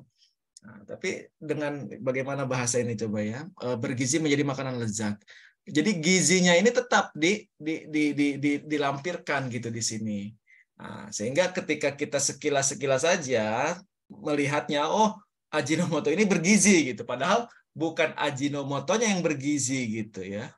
Nah, tetapi makanannya yang memang bergizi dalam artian ya bahan makanannya entah itu sayur-sayuran, daging dan sebagainya. Nah, menjadi makanan lezat gitu ya. Tetapi dengan adanya muatan ini nih gizi ini ya, teks ini ya, nah, itu tetap jadi Ajinomotonya terbawa sehingga dia seolah-olah bergizi juga gitu ya. Sama halnya dengan dulu itu ada susu kental manis gitu ya. Nah, sekarang jadi kental manis karena susunya itu sangat sedikit gitu ya. Nah, itu kan ya katakanlah memang susunya dari dulu juga nggak nambah gitu sedikit gitu. Tetapi ketika itu menjadi brand gitu ya, oh ini susu gitu, ada gizinya. Kalau kita kan susu itu pasti bergizi gitu ya, karena 4 sehat 5 sempurna, 4 sehat 5 sempurna, 4 sehat 5 sempurna dan sebagainya. Ini kan juga bagaimana teks memainkan ya bermain ya dalam wacana dan mempunyai dampak tertentu untuk membentuk suatu realitas. Tentunya minimal paling tidak realitas pikiran kita begitu ya. Oke. Tuh teman-teman. Ini multi tadi ya, bagaimana sifat dari CDS gitu ya. Kenapa sih disebut kritis ya? Karena memang dari teori kritis begitu ya. Yang digunakan untuk apa? Sebagai kerangka yang digunakan untuk berpikir. Melalui di dalam dan melalui ataupun di luar atau melampaui teks begitu ya. Nah, ini kemampuan analisis dan menginterpretasikan teks multimodal secara kritis di dalam misalnya ini ya, berita online, postingan di media sosial, website dan video. Itu menjadi sesuatu yang penting untuk sekarang ini dimiliki teman-teman ya, kemampuan ini ya. Karena apa? Ya di dalam abad ke-21 ini ya, di mana situs informasi, konstruksi pengetahuan dan interaksi sosial ini sangat ya diatur begitu ya, terutama dengan dengan teknologi media digital interaktif. Sehingga ini menjadi ya kemampuan yang penting gitu untuk sekarang. Copywriting itu juga kan sama kayak teman-teman, misalnya teman-teman mungkin pernah menemukan jangan lihat kanan gitu ya. Nah, ketika kajian teks secara kajian linguistik juga dikombinasikan dengan kajian psikologi misalnya kan, menciptakan hal seperti itu. Jangan lihat kanan. Nah, itu itu lebih berdampak daripada ayo lihat kanan gitu kan. Nah, orang nggak suka diperintah. Orang lebih ya nggak suka diperintah, diajak pula ya masih setengah-setengah. Kalau misalkan dilarang, itu orang-orang malah penasaran misalnya begitu ya. Apa sih yang ada di kanan ini, penasaran. Jadi kita malah lihat kanan. Misalnya ada warung makan atau apa gitu ya. Tujuannya untuk ya itu, untuk mengenal, supaya kita menjadi perhatian gitu ya. Si warung itu menjadi perhatian. Ataupun jangan buka buku ini misalnya. Ya kita malah ingin membukanya toh gitu. Nah, itu ya teman-teman, itu bentuk-bentuk pengaturan ya, bagaimana teks itu ya. Oke, komunikasi kontemporer ya, bagaimana disruption multimodal dan fluiditasnya begitu ya. Lingkungan komunikasi kontemporer ini dikarakteristikan oleh apa? Oleh pemaknaan yang multimodal, teman-teman, yaitu ya multiplicity of media dan ya dengan mode yang banyak begitu ya, dan juga keberagaman lokal dan keterhubungan yang memang mengglobal begitu ya, sehingga ini kita perlu gitu untuk memahami ini. Kalau nggak salah di ahli multimodal ini Halloran ini juga menjadi satu mata kuliah atau satu departemen yang sangat seksi ya di Singapura misalnya, dari Halloran itu Singapura, dan itu menjadi ya cukup seksi gitu ya untuk kajian untuk orang-orang yang belajar bahasa begitu, multimodal ini ya. Ini ya tentu tadi multimodal melibatkan banyak proses sumber daya meaning making ya, yang paling tepat gitu ya untuk menyampaikan makna tertentu begitu. Nah, komunikasi dan konteks sosial historisnya itu membentuk apa secara bersamaan, secara ya membentuk apa ya, terbentuk dan saling membentuk lah begitu ya teman-teman ya. Oke, dan ini misalnya bagaimana semiotika sosial ini gitu ya, juga apa ini diadaptasi misalkan dari tahun 30 sampai 40-an sudah mulai ya, bahwa linguistik ini diperluas gitu ya. Bukan hanya teks tadi secara mekanik, tapi juga diperluas ke dalam apa? Seni visual. Nah, kalau misalnya teman-teman di prodi ilmu politik ini apa ya, tidak begitu ini ya, memperdalam dalam artian ya mengabaikan ini gitu ya.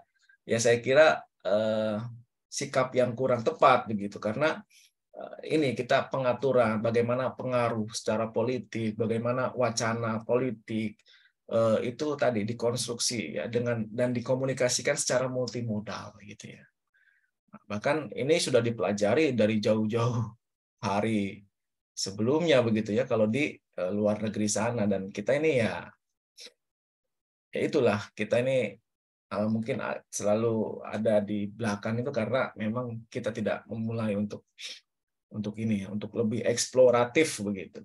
Nah, di Paris juga dengan siapa Barthes begitu ya. Konsep ini menjadi struktural linguistik struktural ini berfokus kepada budaya populer dan media massa gitu ya. Nah, terus bagaimana misalkan proses politik ya, keputusan politik untuk contohnya dalam hal ini. Kita bisa lihat teman-teman Korea ya. Korean pop itu populer ya. Itu bukan budaya populer di Korea gitu ya. Ini menurut orang yang melakukan penelitian di sana ya, orang komunikasi. Jadi budaya populer Korea. Nah, kenapa sih ada di Korea dan sekarang sudah budaya populer Korea? Jadi sudah menjadi brand, sudah menjadi nama, sudah menjadi Korean Wave ini ya, gelombang Korea ini sudah menjadi trademark tersendiri begitulah katakanlah. Sehingga bukan hanya budaya populer ini dalam konteks Korea, bukan, tetapi Korea itu sendiri sudah berkontribusi, sudah punya pengaruh yang cukup luas, termasuk juga di Indonesia misalnya. Sehingga bagaimana mereka dengan dulu itu kan katanya ada semacam hari penyesalan atau hari permohonan maaf gitu, karena pemerintah Korea waktu itu krisis 98, lalu meminjam dari IMF ya untuk apa? Untuk pemulihan ekonomi Korea ya. Termasuk kita kan 98. Tapi gitu ya, keputusan politik pada saat itu si pemerintah Korea ini ingin membangun Korea ini melalui budaya populer gitu ya.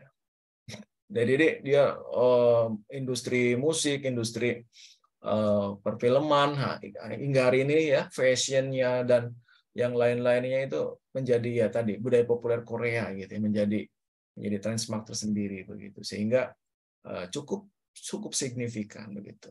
Padahal di beberapa literatur juga misalnya ya ada perbandingan, misalnya tahun 30-40 tahun yang lalu ya, antara ada datanya ini mirip gitu ya. Saya lupa di buku apa saya baca itu hasil penelitian bahwa mungkin salah satu negara di Afrika dengan Korea itu 30-40 tahun yang lalu itu mirip gitu. Data neraca perdagangannya sama, PDB-nya sama. Tetapi kenapa Korea ini sekarang bahkan menjadi salah satu raksasa ekonomi dunia begitu. Mereka punya brand-brand yang hebat di bidang teknologi, bilang ini brand. Samsung, ya, Hyundai, dan lain-lain. Belum lagi ya itu K-pop-nya ya. Apa sih yang membedakan Korea dengan negara tadi ya yang identik di Afrika sana itu sama adalah keputusan politik. Kan gitu ya, teman-teman. Singapura bisa hebat gitu ya, padahal sumber daya alamnya juga ya mana nggak ada begitu ya. Tapi keputusan politik lah yang menjadikannya seperti itu. China juga ya, zaman Deng Xiaoping, kalau nggak salah ya, namanya Deng Xiaoping itu. Padahal Cina ya kita tahu sangat berseberangan dengan Barat begitu ya, tetapi coba diubah gitu ya, bagaimana kita tidak bisa menolak juga yang namanya investasi asing, budaya asing. Tapi kita bisa modifikasi sistem. Kita bisa modifikasi hal itu. Dengan apa? Oke, silakan investasi Barat masuk ke sini, bikin pabrik di sini. Tapi kita tiru begitu ya, bahkan diberikan insentif. Jadi tiap masyarakat itu diberikan insentif, artinya dibangun itu selama puluhan tahun sehingga mereka bisa untuk mengimbangi. Walaupun mereka bikin si Barat ini bikin produk di sana, mereka di Cina ini juga bikin gitu ya, meniru ini gitu dengan apa? Dengan bahan baku yang lebih murah dan sebagainya sehingga bisa kompetitif gitu dengan produk-produk. Ya, tapi kita juga kuat secara ideologis gitu. Ya silakan Anda bikin di sini. Kita dapat lapangan pekerjaan, kita dapat pajaknya gitu. Tapi kita juga punya ideologi gitu ya. Sehingga yang dibeli di orang-orang Cina itu yang membelinya ya produk Cinanya gitu ya, bukan produk Barat ya, produk Baratnya dijual lagi keluar Cina, padahal pabriknya di Cina, dijual ke Timur Tengah, dijual ke kita gitu. Nah itulah itu ya keputusan politik. Oke, sampai ke sana ya, karena kita tadi popular culture ini ya. Terus di Amerika juga sama ya, terus di sekolah semiotika sosial punya dari Kres ya ini, dan Pan Luen ini salah satu juga ahli di visual metodologis ya, gambar ya, bagaimana gambar ini dikaji secara sosial semiotik. Oke, ya ini juga multimodal ya, teks itu is always ya multimodal. Tablet kita, iPhone kita, Android kita, laptop dan sebagainya. Oke, terus juga apa mode dari image ya, gambar, gesture, gaze ya, tatapan atau lirikan atau ini namanya misalnya gerakan tangan gitu dan sebagainya, postur itu juga dipertimbangkan ya sebagai repertoar dari sumber daya semiotik gitu ya.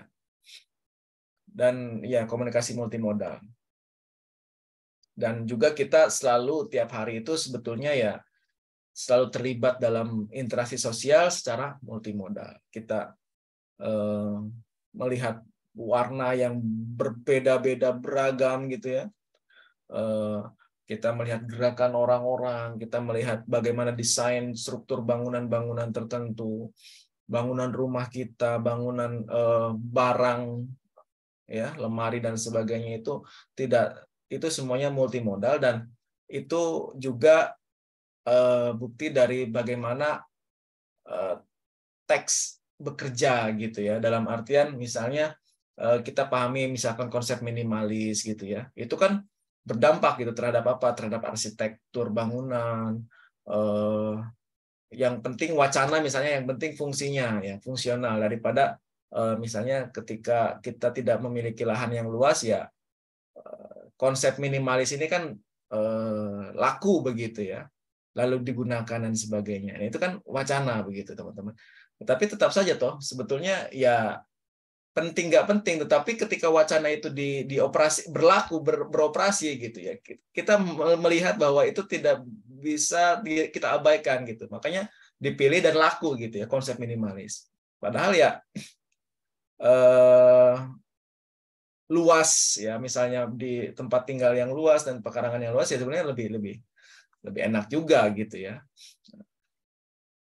Tapi terus barang-barang kita semakin mengecil ya, ikan peliharaan kita juga semakin kecil ya, cupang dan sebagainya gitu ya. Kalau zaman dulu ya mungkin ya luas, bahkan ada kolamnya gitu.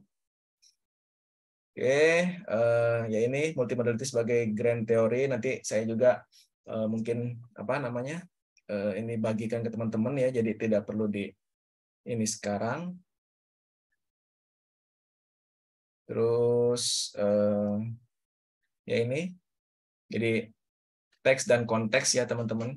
Kalau secara ini multidimensionalnya dari pemaknaan ini di dalam konteks ya, misalkan SFL ya ini leksikogramatika, ini leksikogramatika itu apa?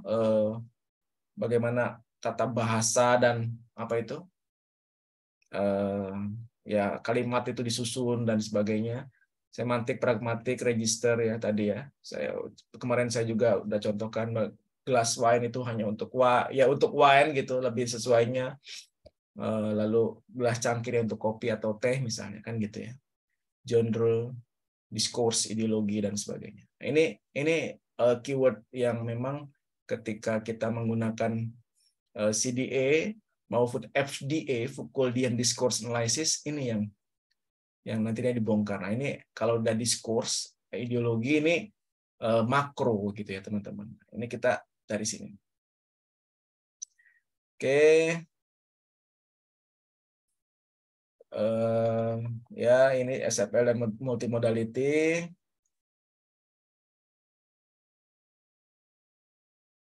Nah, ini ya harus koheren ya dengan cara-cara yang koheren dan digambar bagaimana di mana dunia budaya dan sosial kita digambarkan. Dan MCDA, multimodal critical. Jadi artinya ketika kita menggunakan pendekatan multimodal dan ininya tradisinya CDA, jadi multimodal critical discourse analysis atau MCDA gitu teman-teman. Jadi kita tidak hanya menganalisis, merekonstruksi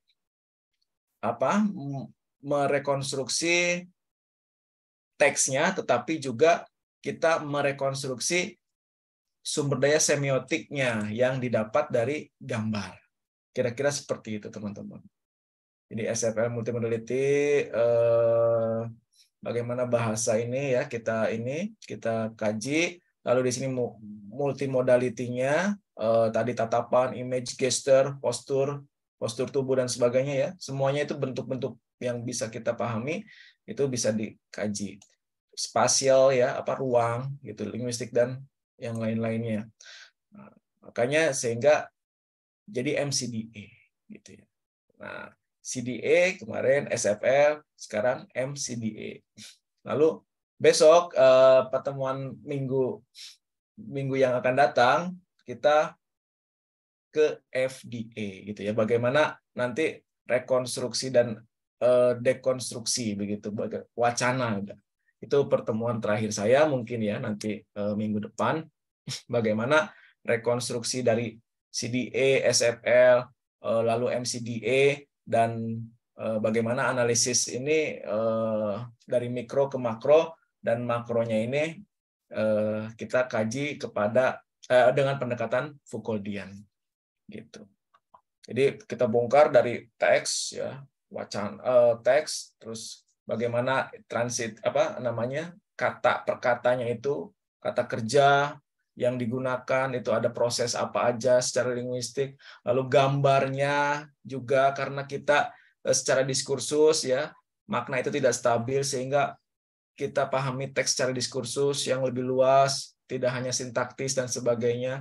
Lalu sampai ke tahapan multimodal gitu ya, multimodality-nya. Ternyata teks itu tidak hanya dari teks ini saja, tetapi dari berbagai ya. Nah, terus jadinya MCDA, lalu FDA gitu ya, Foucauldian Discourse Analysis. Gitu teman-teman kira-kira ya. Oke. Nah, ini salah satu juga ya contoh ya bagaimana misalnya di YouTube ya, ini multimodal ya, ada teksnya gitu ya, ada konfigurasi lah, multiple configuration, jadi caption, foto, juga ya gambar ya secara visual, warna dan sebagainya. Oke. Jadi ada paralel ya, bekerja secara paralel ya, dalam paralelisme di dalam tekstur bahasa begitu. Oke. Nah, misalnya gini teman-teman, ini salah satu analisisnya analisis gesture gitu ya. Bagaimana ya ini step pertama speakernya siapa misalnya gitu ya. Terus ditranskripsikan ini teksnya, transkripsi. Terus gambarnya ini, gesturnya apa sih misalnya ini. Orang lagi ngapain? Gitu ya, tangannya itu kan gesturnya ada positif ya, jadi sikap positif, terlibat gitu ya, tetapi juga ya pelan ya, terus ada graduasinya, terus membuka tangan secara perlahan gitu ya, dan sebagainya. Nah, gitu. Terus ini bagaimana juga sikap yang positif misalkan, kan beda dengan sikap yang negatif misalnya. Kayak kemarin viral lagi misalnya, pakai mobil polisi palsu, bawa pistol misalkan gitu ya. Bukan polisi juga gitu ya. Dan itu sikap gitu kan, bisa dibedakan dari attitude-nya, dari bagaimana gesturnya dioperasikan begitu ya, bagaimana kita bisa lihat dari gambar-gambar ini. Jadi tidak hanya saya misalnya dalam melakukan penelitian di disertasi di bawah bimbingannya Bu Dr. Caroline, tidak hanya mengkaji teksnya gitu, tetapi juga dari gambar. Sehingga pendekatan multimodal ini saya gunakan teman-teman. Gitu ya. Oke.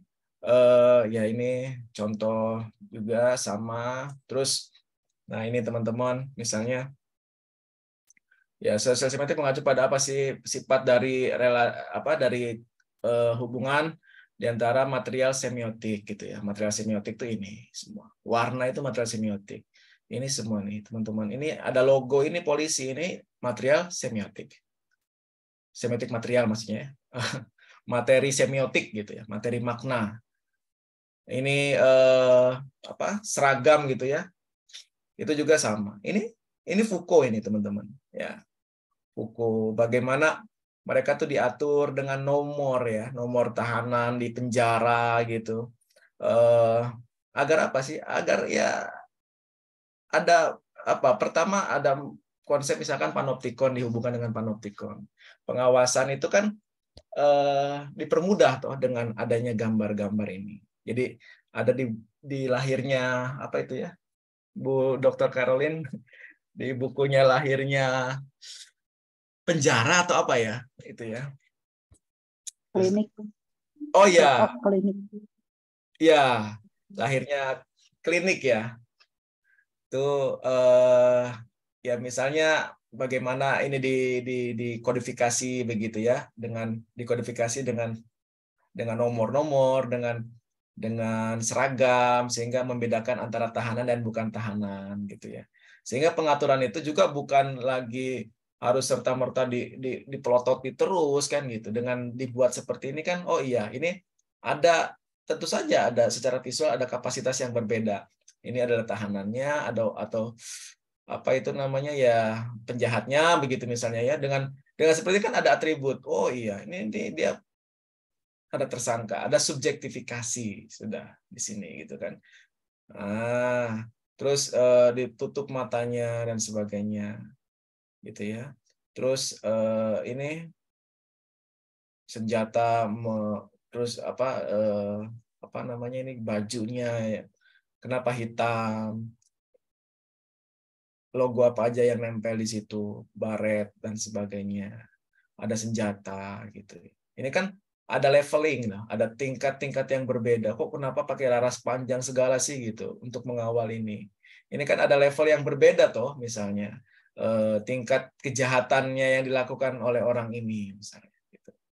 Dengan adanya di sini kita bisa lihat adanya laras panjang misalnya gitu ya, ada rompi anti peluru dan sebagainya, kan gitu. Beda dengan misalnya Misalnya mohon maaf maling ayam ya mungkin nggak pakai laras panjang seperti ini gitu ya teman-teman ya. Ya, tapi dengan ini kita bisa lihat dari visual. Oke. Gitu ya teman-teman. Ya tadi ini bagaimana teks, bahasa sebagai teks dan teks sebagai social practice. Jadi CDA tadinya SFL dari jadi MCDA. Nah, besok kita FDA. Kita bongkar di terakhir ya, bagaimana nanti kita bisa lihat contoh-contoh yang mungkin dari beberapa manuskrip dan disertasi saya juga gitu. Saya coba membongkar itu dan bagaimana menyajikannya dalam bentuk tugas akhir gitu ya, dan dalam bentuk manuskrip untuk artikel misalnya. Seperti itu Ibu Dr. Caroline dan teman-teman semuanya. Mohon maaf apabila ada kurang, silahkan kalau masih ada yang perlu didiskusikan, saya persilahkan. Terima kasih. Terima kasih Pak Teza. Nah, silakan mungkin ada yang mau bertanya. Atau kalau begitu kita yang bertanya ya Pak Teza. Ini karena materinya sebenarnya agak berat juga ya. Tadi ada poin penting yang disampaikan Pak Teza bahwa sebenarnya meskipun ini judulnya kan teks ya tadi, itu sebenarnya yang kita cari ketika menggunakan analisis diskursusnya Foucault dan juga yang lain sih sebenarnya ya, adalah makna ya, meaning. Iya. Nah, artinya ada kita perlu apa ya? Perlu berhati-hati atau perlu mampu memilah antara teks dengan makna, gitu ya. Iya. Nah, saya mau tanya nih untuk semua yang ada di meeting room ini, bagaimana caranya kita mencari tahu tentang makna? Sebenarnya tadi Pak Teza udah menjelaskan sih, tapi kita cek ya apakah bisa ditangkap atau tidak. Ayo, siapa nih yang bisa jawab? Bagaimana cara kita mengetahui, oh ini berkurang nggak ya? Nggak ya, mudah-mudahan begitu ada ditanya pada live, nggak ya? Gimana cara kita menemukan makna?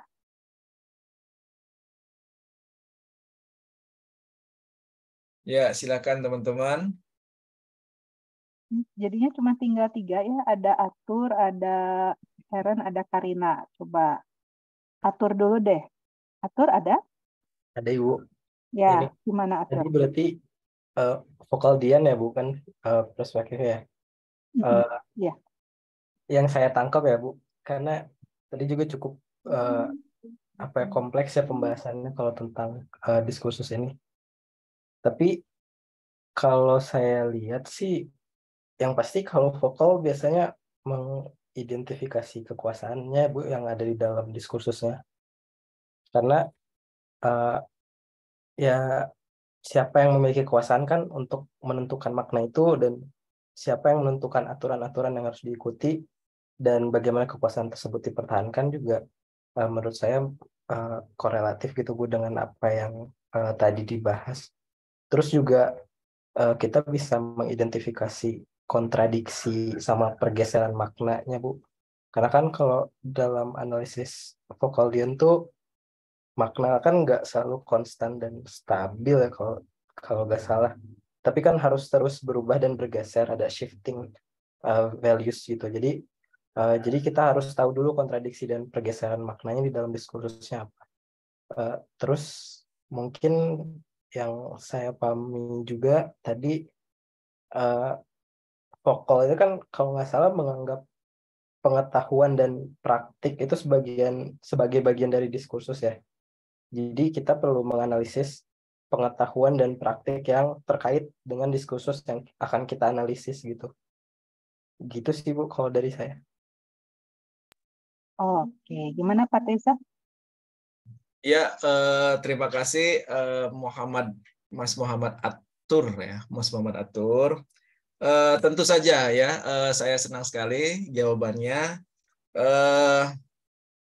Jadi ketika kita menggunakan perspektif Foucauldian, misalnya yang kita lihat itu dari proses meaning making-nya itu adalah kontradiksinya, begitu ya.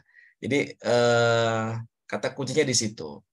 Misalnya apa sih? Misalnya dalam suatu program ya pemberantasan kemiskinan, pemberantasan apa itu praktik masalah sosial atau misalnya stunting ya terus atau yang hebat-hebat misalnya SDGs begitu ya di desa dan sebagainya gitu ya.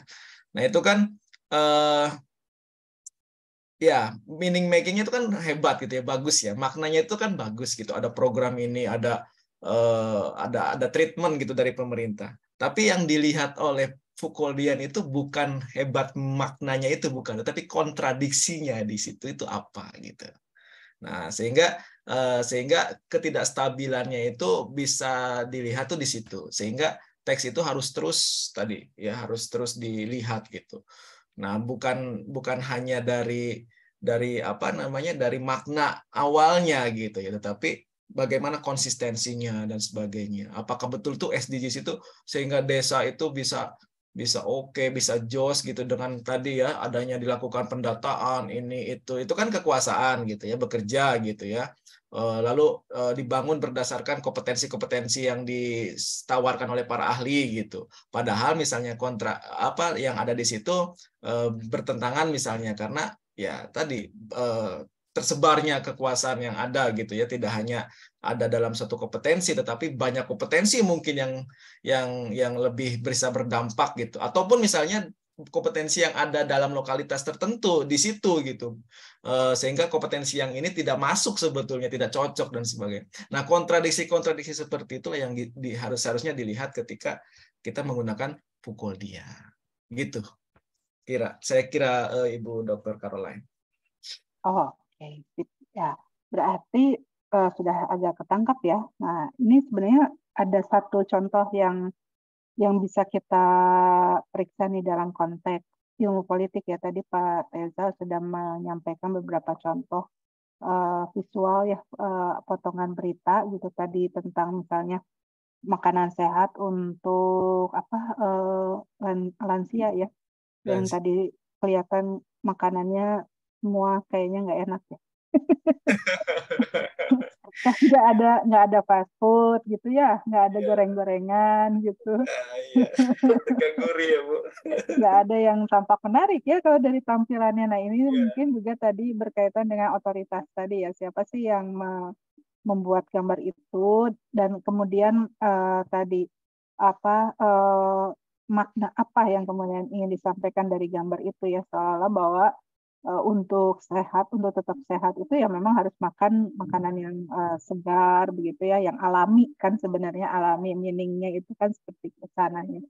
Cuma ya memang nah itu tadi mungkin kalau kita lihat multimodal teksnya, kita memang perlu baca utuh ya, karena kalau lihat gambarnya saja bisa jadi nanti konstruksi maknanya yang muncul adalah makna yang tadi bertentangan itu ya, kontestasinya seolah menjadi sehat itu sebuah proses yang tidak mengenakan gitu ya, karena nggak ada yang menarik dari gambar itu ya. Gorengan nggak ada, tidak termasuk bala-bala ya, jadi meskipun itu bahan-bahannya ada ya, sayur-sayuran gitu. Nah itu tadi contoh sederhana sebenarnya yang kalau kita gali bisa jadi bahan untuk latihan sebenarnya ya, untuk analisis diskursus. Nah gimana Pak Teza? Ya dengan seperti itu kan misalkan konsep apa itu namanya Bu, makanan organik. Ya organik, konsep organik kan jadi akhirnya laku toh gitu. Nah itu kontradiksi seperti itu. Ya misalnya makanan organik itu kan selalu tagline-nya itu kan fresh ya, kemudian healthy. Nah itu kan sebenarnya adalah teks ya yang dibuat gitu untuk membangun pengetahuan bahwa sehat itu identik dengan hal-hal seperti itu, fresh, segar dan alami, natural dan seterusnya.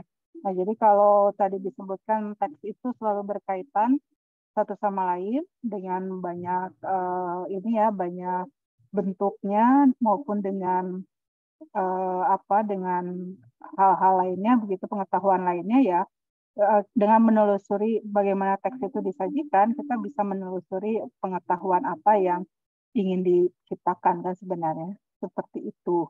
Sehingga kan di Gitu. situ ada benturan kepentingan dengan tukang bala-bala misalnya, Ibu. Betul sekali. Ya itu. Nah, itu menarik ya. Jadi praktek kuasanya itu tidak selalu antara yang yang nggak selalu hitam dan putih gitu. Jadi ya semua orang punya kepentingan, semua pengetahuan itu juga punya kepentingan dan tidak sebenarnya nggak ada pengetahuan yang jahat dan pengetahuan yang baik mungkin ya kalau dalam konteks ini gitu. Sehingga ini menawarkan perspektif yang berbeda kalau kita mau menganalisis pertarungan atau kontestasi makna itu, bahwa makna itu ya jadinya tidak mudah loh kalau kita memahami kontestasinya bukan hitam putih, karena bisa jadi sebuah makna itu punya kebenaran tertentu yang nanti bertarung dengan kebenaran lain, dan kebenaran itu ya bukan soal salah ataupun tidak, tapi ya soal bagaimana membangun logika ya supaya bisa diterima gitu. Nah ini yang kalau kita pakai di ilmu politik kan jadinya politik itu nggak hitam putih. Gitu. Nah, ya. Binary opposition itu ya. Betul. Nah, di salah satu kolega saya dia meneliti ada kajian dengan Thailand misalnya untuk bagaimana penggunaan bahasa yang sangat dominan di anak-anak mahasiswa ini nih Bu. Nah itu sebinary opposition itu Bu. Jadi baik buruk, bad is not good gitu ya maksudnya. Jadi dominasi kata entah karena kurangnya kosakata atau apa gitu, sehingga ungkapan-ungkapan judgmental seperti itu tuh sangat mendominasi. Misalkan kayak mengkomentari tentang konten atau apa tuh, ini buat bagus banget guys. Nah itu jadi judgmental gitu ya, judgmental, sehingga konstruksi berpikirnya juga memang terarah seperti itu. Atau dalam konteks yang lain, misalnya ya kita menganggap bahwa cantik itu putih misalnya gitu ya. Nah itu kan terkonstruksi itu dari waktu ke waktu, sehingga nah cantik yang putih itu cantik dan sebagainya. Jadi terus judgmental. Nah itu kan kalau terus-terusan seperti itu tanpa kita sadari ya tentu harusnya direfleksikan oleh kita ya. Nantinya mungkin jadi ya berbahaya juga, dalam artian ketika kita kekurangan kosakata, bahkan konstruksi berpikir kita sebinary opposition itu gitu. Terus ya akhirnya kita ya mungkin bagaimana nanti generasi berikutnya itu dalam artian ya tidak begitu luas gitu ya, sempit seperti itu, dan itu kan mungkin cukup berbahaya ya. Contoh kecilnya akan ada ya gesekan-gesekan, apalagi belum lagi muatan-muatan agama ya, dalam artian gitu ya Bu, identitas dan sebagainya. Ketika binary opposisi seperti itu kan hanya baik buruk, jelek, bagus dan sebagainya. Artinya nantinya saya bagus, Anda tidak bagus, seperti itu. Nah, ini kan patut kita soroti dan kita cermati dari mulai sekarang. Itu refleksi bagi kita juga sih sebetulnya, Bu. Nah, ini dengan CDA, SFL, bahkan FDA gitu ya, Foucauldian ini sangat memungkinkan untuk dilakukannya penelitian seperti itu gitu, Bu. Ya, betul sekali. Jadi itu poin penting ya yang kita ingin share hari ini. Mudah-mudahan minggu depan jumlah pesertanya bisa lebih banyak ya dan bertahan. Tadi di awal kayaknya lebih dari 3 ya, tapi yang bertahan hanya 3. Karena ini penting ya, terutama bagi yang ingin menggunakan metode Foucauldian untuk analisis diskursus nih. Menjelang pemilu ini sebenarnya banyak sekali fenomena yang bisa dianalisis. Yang paling dekat aja pidato pengukuhan kemarin ya, relawan Amanat Indonesia atau ANIS. Nah, itu salah satu teks multimodal tuh menurut saya yang bisa dipelajari ya. Pilihan kata, gestur tadi disampaikan Pak Teza ya dalam paparan. ada nilai atau value yang ingin ditonjolkan, ada juga bentukan atau konstruksi makna yang ditawarkan. Nah, coba didengarkan, diperhatikan, dan dicermati secara makna, beda enggak ya dengan misalnya yang ditawarkan oleh kubu lain atau bahkan yang selama ini dilakukan di pemerintahan sekarang ya. Karena jangan-jangan kemasannya beda, tapi sebenarnya meaning-nya sama gitu. Atau bahkan diksinya juga mirip-mirip sebenarnya di ujung-ujungnya. Begitu saya dengar-dengar, kenapa jadi teringat tagline yang waktu itu sempat populer ya, apa yang tegak lurus gitu ya. Nah ini dibalik ya, luruskan arah apa, tegakkan apa, itu sama aja ya. Tegak lurus sama luruskan tegakkan itu. Nah ini jadi menarik, ini jangan-jangan ya itu tadi ya, pemilahan atau polarisasi itu ya sebenarnya untuk sesuatu hal yang secara meaning itu nggak beda gitu, jangan-jangan ya. Nah, silakan nih teman-teman mahasiswa dicermati ya, disimak. Yaitu salah satu contoh mungkin yang dekat sekali ya dengan bidang ilmu kita. Di luar bidang ilmu politik tentu ada banyak sekali contoh diskursus tadi atau konstruksi makna yang bisa dipelajari. Mudah-mudahan minggu depan kita bisa ketemu lagi dan mendiskusikan temuan-temuan ya yang sudah diperoleh selama 1 minggu ini. Kira-kira apa sih contoh konstruksi makna ya yang bisa kita temukan dalam keseharian kita. Nanti mungkin di awal pertemuan minggu depan kita bisa diskusikan konstruksi makna yang ditemukan oleh teman-teman mahasiswa, begitu ya Pak Teza ya. Tentu Ibu, dengan senang hati saya ingin sekali dari teman-teman mahasiswa gitu ya, dibuka oleh yang didapat oleh mahasiswa misalnya gitu ya Bu. Oke, kalau begitu terima kasih atas kehadirannya Pak Teza, juga kesediaannya berbagi ilmu. Pak Teza, punten nanti minta di-share ya bahan paparannya. Oh, baik Ibu. Yang perkuliahan kemarin-kemarin juga yang hari ini, supaya teman-teman mahasiswa bisa mempelajari. Mungkin ada yang belum terpikir ketika mendengar paparan, tapi ketika membacanya mungkin oh iya ada hal yang belum jelas. Nanti mudah-mudahan bisa ditanyakan kembali. Itu mungkin juga terima kasih untuk teman-teman mahasiswa yang sudah bertahan sampai selesai perkuliahan. Kita ketemu lagi minggu depan dalam jam yang sama. Sehat-sehat selalu semuanya dan selamat siang menjelang sore. Terima kasih. Sore, Ibu. Terima kasih Ibu. Sampai jumpa. Terima kasih Pak Reza, terima kasih Bu Karol. Selamat Selamat siang. siang.